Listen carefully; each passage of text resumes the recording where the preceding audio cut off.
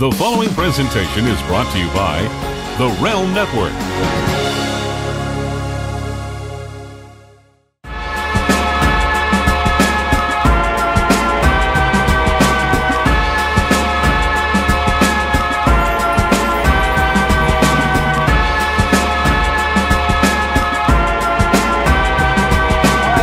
Welcome to The Drive. I'm back. It's been a while. I had some stuff to do. I attended Extreme Rules the other night. It was pretty cool.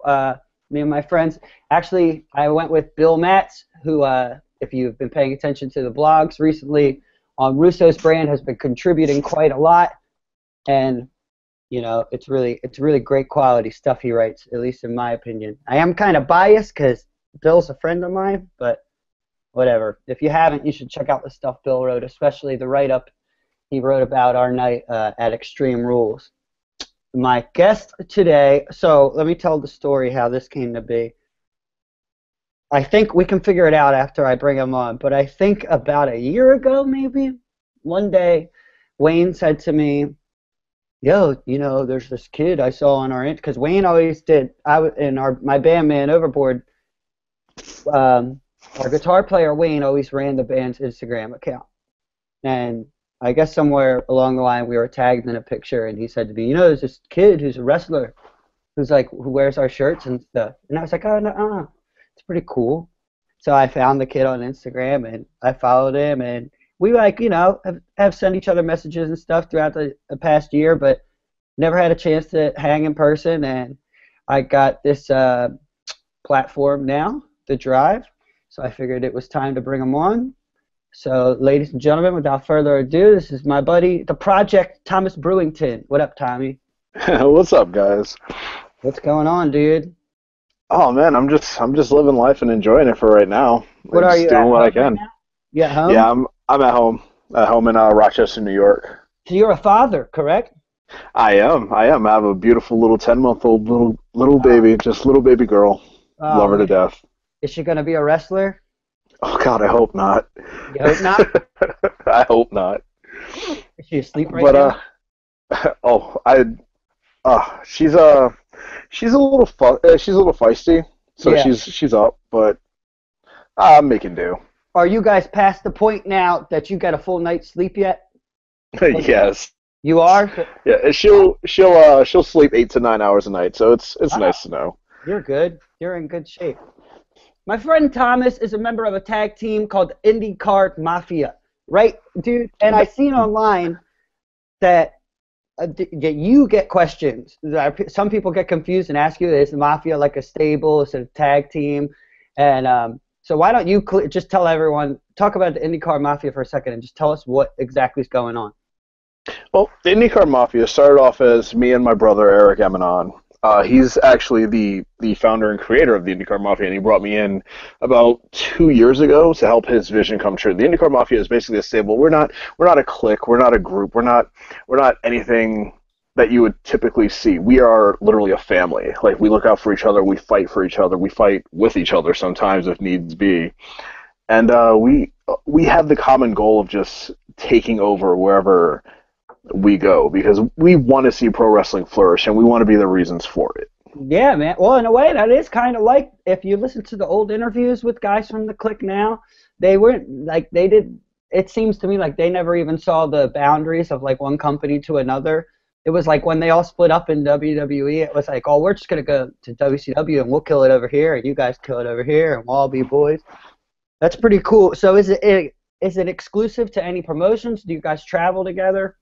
Oh, Eric and I travel together all the time. We also have 2 other members with us, Mad Wolf Tripp and Thoroughbred Cassius Kutcher.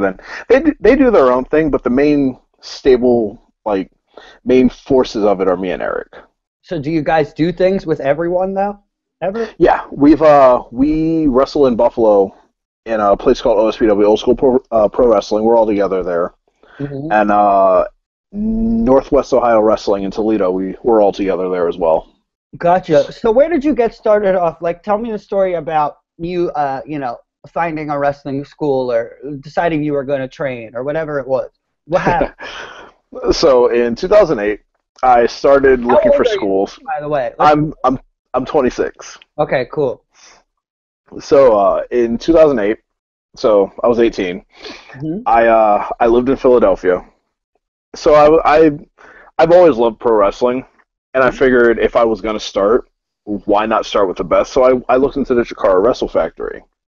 Damn. So I had the pleasure of training with Mike Quackenbush and Claudio Castagnoli Cesaro Wow. before he got signed. And then after 6 months, I had left and moved back to New York City, and I started training at Ace Pro in, at the time, it was Union City, New Jersey, on Sip Street. Gotcha. We used to record the early Man Overboard records. We used to record all in Union City. Oh, that's dope. Yeah. Sorry, go ahead though. Finish. And from there, I ended up finishing and graduating at DWF Loco in Pennsauken, New Jersey at the time, which is now located in Philadelphia. So it kind of all came full circle. I started in Philly, ended up back in Philly. So it Damn. was a fun time. You did a kind of like a loop around the region. Pennsauken, I'm in Mount Laurel. You know that? That's not too far. Yeah, Pennsauken. That's great, man. You're like 10 minutes from me. So, Ed, what was that place called again? The one in Pennsauken? DWF Loco, Devastation Wrestling. And now they're in Philadelphia? Yeah, as Loco Pro. Cool. That's pretty cool. All right. So, and then what? Like, were you, so I guess you liked wrestling your whole life, right? I've loved wrestling. Like, You the didn't first. when you were a little kid, you didn't think that's what you wanted to be? Oh, I knew it. Like, I had dreams of being like a scientist when I was like 6, and I'm like, I don't really want to do that.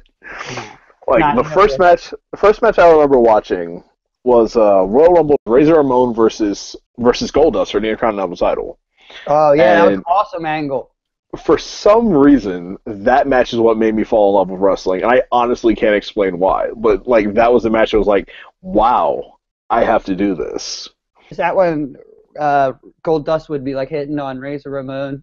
Yeah, Getting yeah. all sexual with it. Yeah, me too, man. Honestly, that's around, I'm 28. We're not that far in age. That's around the same time for me. I think the same year as the WWF and that same era. So I want to talk about your Project Wrestling group. You have a Facebook group called Project Wrestling, and you guys have been doing some seminars and some things like that. Can you tell us more about that? Well, Project Wrestling started in 2013 for me. I got tired of. You are the Yeah, founder. it's my baby. It's my project. I am so enthralled with professional wrestling. I like truthfully eat, sleep, and breathe it. I love it. So in 2013, I decided to sit there and say, hey, I'm tired of seeing the same old stuff on the indie scenes. What can we do to make professional wrestling better? And this doesn't go against any other promotion. Like, I love the stuff you see in Pro Wrestling Guerrilla. I love the stuff you see in Ring of Honor, CCW. Yeah, you just want to spice it up a little bit. Right. Like, I want to see the classic territory style stuff. Mm. I want to see what I fell in love with wrestling about. Yeah. Like Like, what? I Like wanna see- tell me something that you don't see still that you wish you did. A perfect example is like, and though it can honestly be debunked now because David Starr and Dave Chris did it recently, but like the 90-minute time limit matches or 60-minute time limit matches rather between Chris Hero and CM Punk. You know, IWA Mid South, like the early days, '01 era. I just got a message, by the way, from Jeff Lane, our producer here at the brand. You guys know, he said that Jeff's a friend of the brand, Dan Engler. He's a ref in WWE, Rudy the Ref. Mm-hmm. He's a very good friend of Jeff Lane's. He actually refed that Punk Hero 93-minute match. That's what it was, 93 minutes. Yeah, Yeah. like it's stuff like that made me fall in love with wrestling because there was such a story. I was developed and involved in the characters. I wanted to know more. I wanted to see more of it. Who would And you it's want to rare see? that you get that. Who would you want to see in the current roster go 93 minutes? Current WWE main roster, 93 minutes. Who would you want to see? 93 minutes. I'm a little biased, but I definitely have to say Cesaro. Oh, yeah, that's your boy. But that's a great choice. No one's going to hate on that. Yeah, Cesaro, and who would I put him against? Cesaro and Balor, I think. Oh, yeah, that would be awesome. I think that would be awesome. Yeah. You don't see that stuff anymore. Yeah, man. Like real storytelling in wrestling, not just a bunch of flippy moves, not just a bunch of guys sitting there and trying to pop the boys and not worrying about the crowd. It's funny because the indie scene has the reputation of, being the video game wrestling and a spot fest and all that stuff. So you're kind of saying you wish that you could just kind of take it down a notch and tell a story in the indies a little more than guys. So you're saying you don't want a spot fest. Right. That's the main thing with Project Wrestling is I want wrestling to be art again. Wrestling is art. Wrestling was always art, and somewhere along the lines, it lost that notion, that feeling. So you get very theatrical, right? At times with different gimmicks you do and stuff like that. I have. I've dressed up from everything as a random painted demon to Scar from the Lion King. That's awesome. You did Scar from the Lion King. I mean, he was definitely were you a heel? Yeah. Scar was a heel. And it's always been my dream and passion to help give back to professional wrestling for everything it gave to me. Like, when people sit there and say professional wrestling saved their lives, they don't quite literally mean it. But, like, I was a kid that had nothing. Like, when I was 18, I slept in a car and lived on a whiskey and cigarette diet, man. And when I started training... You too, man. When I started training, like, it really helped me turn my life around. Like, I wouldn't be here if it wasn't for wrestling. So with Project Wrestling, I wanted to just help develop the new generation. I wanted to sit there and show people that you can do this, and that, but if you take the time to focus on your craft and not just worry about doing 17 flips in a match and actually want to wrestle, there's an environment for you too. Yeah, man. That's really cool. Do you think you're doing this? I'm trying to figure out what's going on in your brain to make... There must be on some level that you look at the current popular products, and I'm not talking about WWE, I'm talking about everything you were just saying, Ring of Honor, PWG, and you wish that wrestling was wrestling again. Yeah. I'm putting words in your mouth a little bit, but... But it's the truth, though. Like, it's exactly that. Like, wrestling will always have the basics of the headlock and the drop kick and stuff like that. But somewhere along the lines, it loses the art of storytelling. Like, there's a time and place for everything. Oh, man, you don't got to tell me. And are you a fan of the product right now? Do you watch WWE still? Or are you too consumed with, like, your own wrestling? I watch the Raw replays on Hulu whenever I can. And I watch NXT every Wednesday. Like, I love watching NXT. You have the network? I do. $9.99. I have to. Yeah, man. You watch old Raw or old SmackDown or old Nitro or anything like that? I do. I remember, I forget what year it was, but it was Eddie Guerrero versus, what was it? Because he had Chavo, so it was Eddie Guerrero versus Scott Norton. Yeah. And it was during a time where Eddie was having Chavo prove himself to Eddie. So he had Chavo take his place in it. And, like, I remember that. Like, there's such a story behind that. Oh, man, it's crazy. I watched the old Nitro, and, obviously, everybody, especially on this network, we all know the Attitude Era was great. What goes without saying. But I watched some of those old Nitros, though, for what it's worth, man. Because, we were little kids then. And I personally got into really being a mark because of Nitro.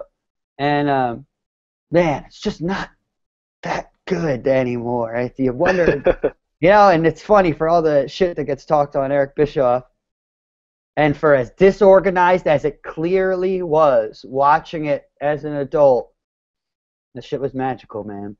It was. Like, when you find out the behind-the-scenes stuff of everything, it's like, oh, well, damn, that explains everything. It explains everything. But at the same time, we were little kids. Right, and we didn't have a care in the world. We thought it was the coolest thing in the world, and that's all we cared about right then and there. That's the magic I want to recapture. Who was your favorite WCW guy? My favorite WCW guy was probably, and hopefully I don't get censored, but Chris Benoit. Nah, you won't get censored. We don't censor anything. We should probably censor more things than we do. It was Benoit and then Conan. I loved watching Conan wrestle. You like Lucha Underground? I do. It's such a great product, such a great alternative. What do you think about their style of promos? I love the movie style. It reminds me of, like, old gritty Quentin Tarantino style stuff. And Yeah. I'm a huge Quentin Tarantino fan, so I see stuff like that. I'm like, I can get behind that. If they were to make it as like its separate movie with having wrestling elements involved, Yeah. like there would be absolutely no reason why that wouldn't sell.